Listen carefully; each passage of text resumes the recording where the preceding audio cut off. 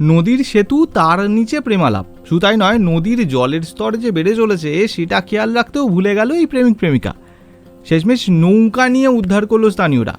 তো ব্যাপারটা এরকম, গুজরাটের যে নর্মদা নদী, তার যে সেতু রয়েছে তার নিচে প্রেম করতে ওঠে এই প্রেমিক প্রেমিকা।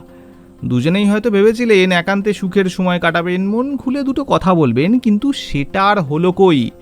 শোনা যাচ্ছে এই প্রেমিক প্রেমিকা যখন সেতুর ওই থামে বসে আপন মনে সময় কাটাচ্ছেন, তখন নদীর জলের স্তর প্রাকৃতিক নিয়মে বাড়তে শুরু করে। কিন্তু এই দুজন একে অপরের প্রতি এতই বিভোর যে সেদিকে খেয়াল রাখতেও ভুলে গেল।